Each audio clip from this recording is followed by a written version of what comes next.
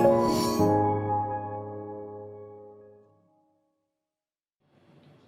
वालेकुम। आज हमने सेकेंड ईयर फिज़िक्स का 12th चैप्टर का 12B लेक्चर स्टडी करना है, जो कि पिछले लेक्चर का ही नेक्स्ट पार्ट है, जिसमें हम इलेक्ट्रिक पोटेंशियल को स्टडी कर रहे हैं। ठीक है, इलेक्ट्रिक पोटेंशियल हमने देखा था कि electric potential at a point पढ़ा था, फिर हमने उसको एब्सोल्यूट इलेक्ट्रिक पोटेंशियल का नाम भी दिया था। ठीक है, वो फिर हमने कहा कि V is equal to work done over unit positive charge keeping the electrostatic equilibrium. तो ये जो वर्क डन था यूनिट पॉजिटिव चार्ज, उसको हमने क्या नाम दे दिया था? इलेक्ट्रिक पोटेंशियल का। इसका नाम दे दिया था इलेक्ट्रिक पोटेंशियल का। या हम ये भी कहते थे कि अगर जो हम वर्क कर रहे हैं वो एनर्जी, पोटेंशियल एनर्जी की फॉर्म में किसी चार्ज में स्टोर हो जाता है, वो क्या कहलाता है? Electric potential at a point. ठीक है, जब उसको इन्फिनिटी से एक सर्टेन पॉइंट तक हम इलेक्ट्रिक फील्ड के अंदर लेके आते हैं। उसके बाद फिर हमने पढ़ा इलेक्ट्रिक पोटेंशियल डिफरेंस। क्या पढ़ा?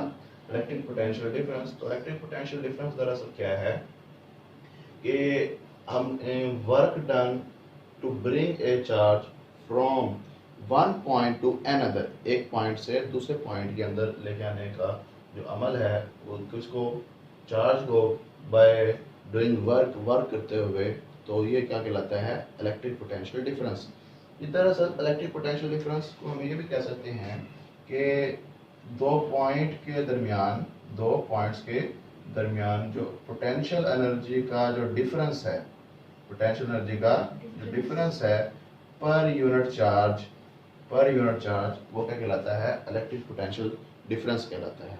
या हम ये कहते हैं कि work done on unit positive charge to bring it from one point to another keeping the electrostatic equilibrium. या हम ये कहते हैं potential energy, electric potential energy difference per unit charge के दो पॉइंट्स के दरमियान कितना इलेक्ट्रिक पोटेंशियल एनर्जी का डिफरेंस है पर यूनिट चार्ज का। ठीक है, वो क्या कहलाता है? इलेक्ट्रिक पोटेंशियल डिफरेंस कहलाता है। अब जरा देखिएगा, इलेक्ट्रिक पोटेंशियल हो या इलेक्ट्रिक पोटेंशियल डिफरेंस हो, इसको मेजर करने के लिए हमें यूनिट रिक्वायर्ड होता है। जैसे कि तमाम फिजिकल क्वांटिटीज को मेजर करने के लिए हमें यूनिट चाहिए होता है, उसको मैग्नीट्यूड बनाने के लिए न्यूमेरिकल वैल्यू के साथ। तो इसी तरह इसको भी इलेक्ट्रिक पोटेंशियल को मेजर करने के लिए भी उसका यूनिट रिक्वायर्ड है। वो यूनिट क्या है? वोल्ट। वो क्या है?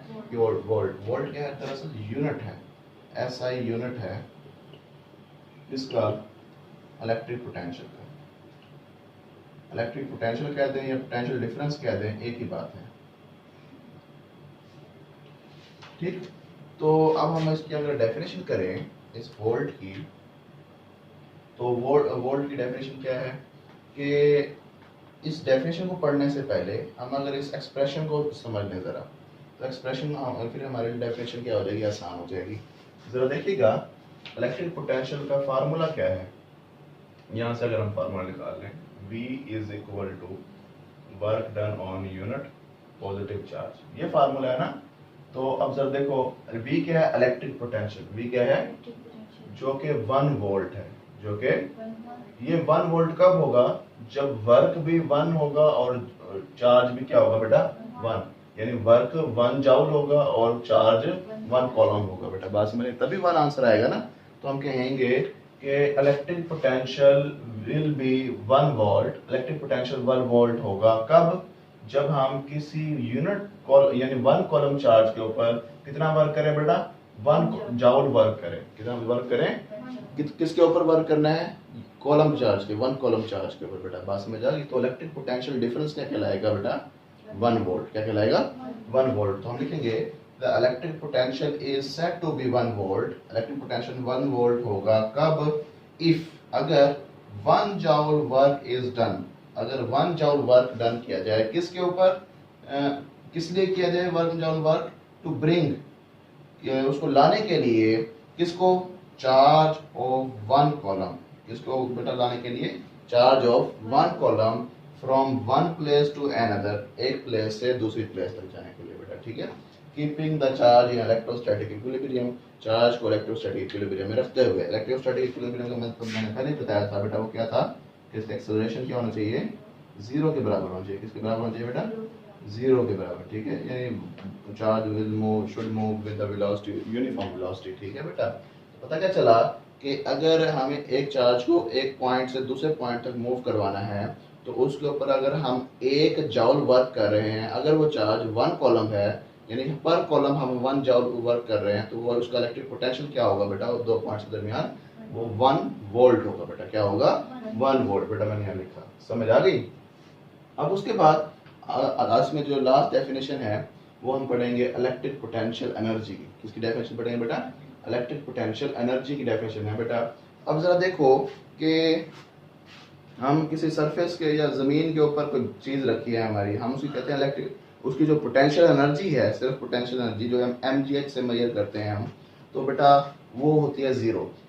क्या होती है बेटा? क्योंकि उसकी सर्टेन हाइट क्या है बेटा?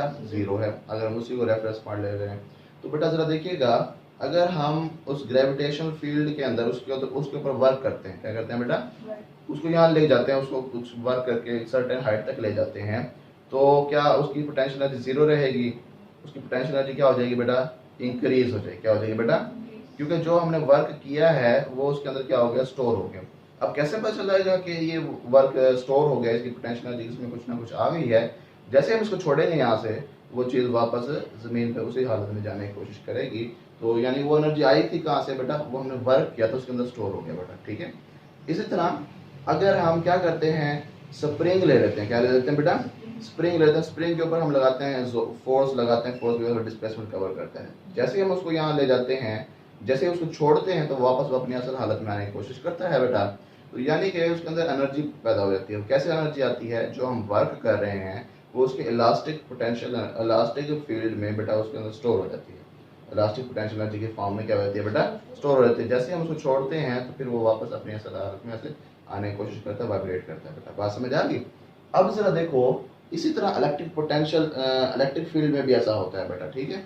तो जरा देखिएगा, जैसे हम कल भी पहले भी बात करते रहे हैं कि लेट्स सपोज ये हमारे पास एक पॉजिटिव चार्ज प्लेट है, ठीक है, और ये हमारे पास नेगेटिवली चार्ज प्लेट है बेटा। ठीक है। पॉजिटिव इलेक्ट्रिक फील्ड की डायरेक्शन किस तरफ होती है? Positive to. जब भी हम फील्ड के अगेंस्ट वर्क करें, जब भी हम फील्ड के अगेंस्ट वर्क करें तो वर्क हमारा पोटेंशियल एनर्जी की फॉर्म में स्टोर हो जाता है। क्या कहा बेटा? कब?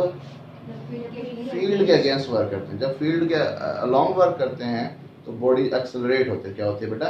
एक्सेलरेट होती है। ठीक है।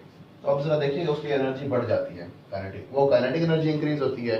लेकिन जब हम अगेंस्ट द फील्ड मूव करते हैं, वर्क करते हैं, तो फिर बेटा क्या होता है कि ये बहुत सारी लाइंस ऑफ फील्ड लाइंस हैं, लेकिन मैंने कुछ ड्रॉ की हैं ताकि क्लियर हो। तो बेटा यहाँ पे आपके पास पॉजिटिव चार्ज है इस जगह पे, समझ आ गई? या आपके पास यहाँ पे पॉजिटिव चार्ज है, तो ये जो पॉजिटिव चार्ज है ना बेटा, ये इसको क्या कर रहा है? रिपेल कर रहा है। क्या कर रहा है बेटा? रिपेल कर रहा है। या हम इसको थोड़ा सा और अच्छी तरह बना रहे हैं, ऊपर नेगेटिव कर लें इस तरह से।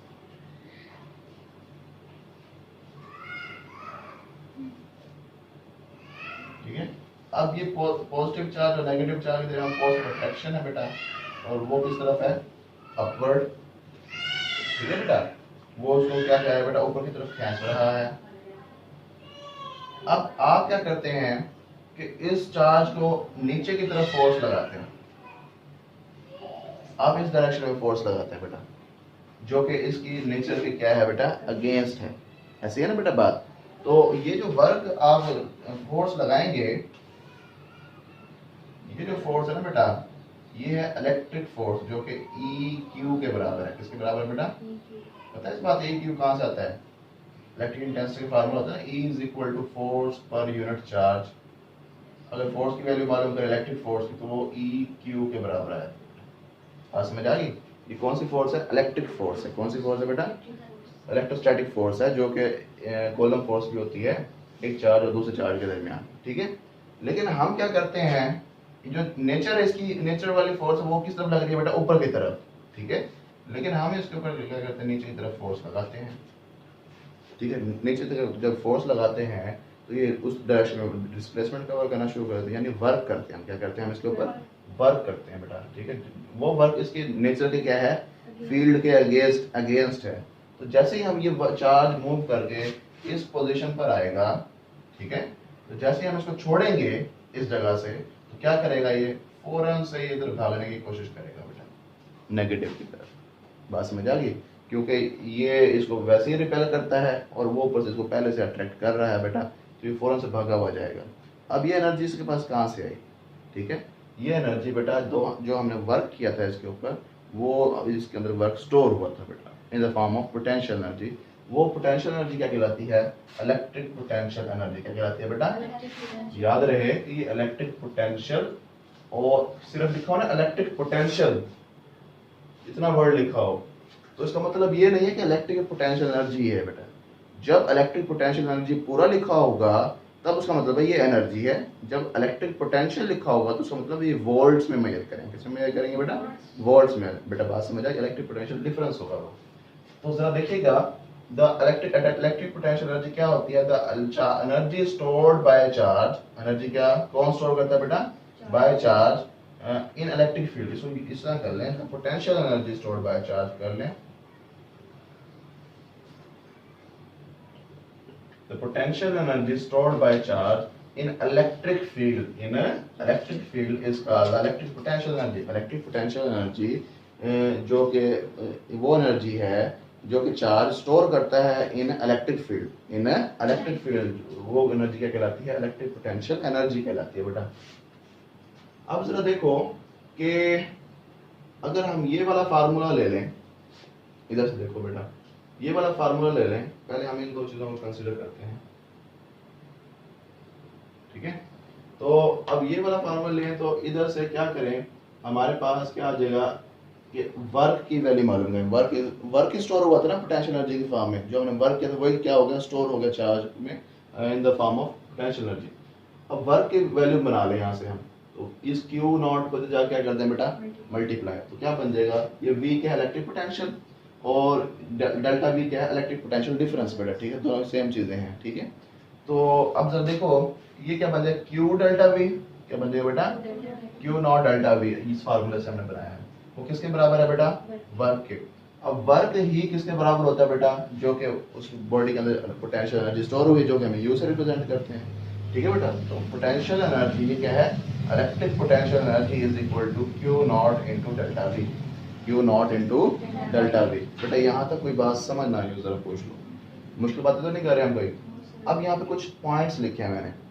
क्या लिखे हैं बेटा? ये MCQ के से रेलिवेंट बेटा हैं, इंपॉर्टेंट हैं, और ये नोट भी है, आपको पता होना चाहिए इन बातों का कि both electric potential energy and electric potential are scalar quantity. Electric potential energy और इलेक्ट्रिक पोटेंशियल दोनों क्या होते हैं बेटा? स्केलर क्वांटिटी होते हैं। जरा देखिए इलेक्ट्रिक पोटेंशियल का फार्मूला ये है, ठीक है?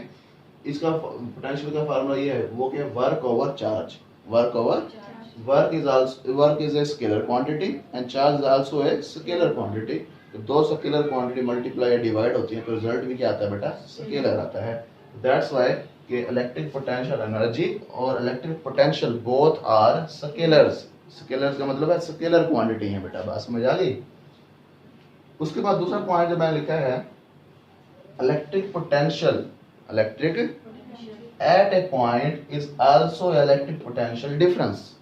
इलेक्ट्रिक पोटेंशियल और इलेक्ट्रिक पोटेंशियल डिफरेंस दोनों क्या है? सेम बेटा चीजें हैं। ठीक है, दोनों क्या है बेटा? सेम चीजें हैं। जरा देखिएगा, मैं यहाँ अगर फील्ड एक ड्रॉ कर लूं और यहाँ पर आप एक चार्ज है, अगर आप इन्फिनिटी से, इसका पोटेंशियल क्या है बेटा? 0। ठीक है, इधर एक पॉइंट है A, उसका पोटेंशियल है बेटा कितना? 5 वोल्ट। कितना है बेटा? 5 वोल्ट। अगर आप इस इन्फिनिटी का और एक पॉइंट का पोटेंशियल डिफरेंस निकालें तो कितना आएगा? 5 वोल्ट। पोटेंशियल डिफरेंस कितना है बेटा? 5 वोल्ट। वो आपने माइनस करके दिया, 5 माइनस 0। ठीक है, अच्छा, तो हम पोटेंशियल डिफरेंस कैसे लेते थे? वो इस तरह से लेते थे कि भाई एक पॉइंट और ले लिया हमने B, उसका पोटेंशियल हमने कहा था 3 वोल्ट है बेटा, तो इनका पोटेंशियल डिफरेंस कितना आएगा? 2 वोल्ट।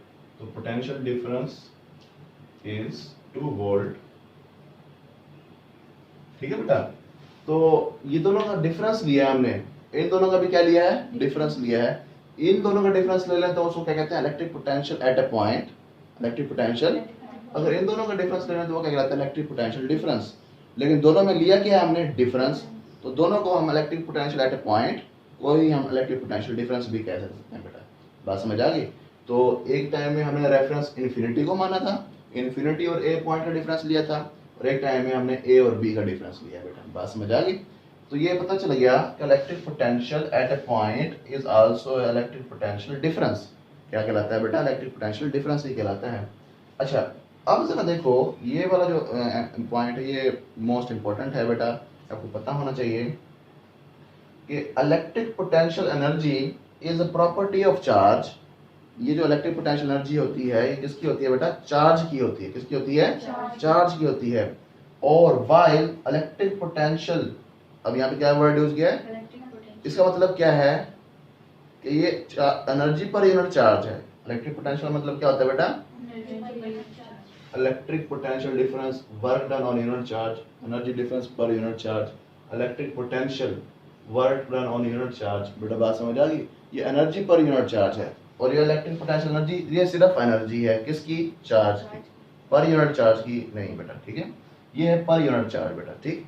पता क्या चला, electric potential energy is a property of charge, ये चार्ज की प्रॉपर्टी होती है, while electric potential is a property of electric field. ये किसकी प्रॉपर्टी होती है, इलेक्ट्रिक पोटेंशियल इलेक्ट्रिक फील्ड की प्रॉपर्टी होती है बेटा। बात समझ आ गई। तो ये कुछ पॉइंट्स हैं बेटा जो आपने याद रखने हैं, ये एमसीक्यू के एतबार से इंपॉर्टेंट है बेटा। ये जो आपकी डेफिनेशन है वोल्ट की, ये लिखेंगे और साथ फार्मूला लिखेंगे तो आपको शॉर्ट क्वेश्चन कंप्लीट हो जाएगा। तो जब इलेक्ट्रिक पोटेंशियल एनर्जी का फार्मूला आएगा, डेफिनेशन आएगी, तो ये वाली डायग्राम भी आपने लाजिम बनानी है बेटा, ठीक है। तो that's all from this lecture. If you have any question about the lecture, you can ask freely in the comment section. Thank you.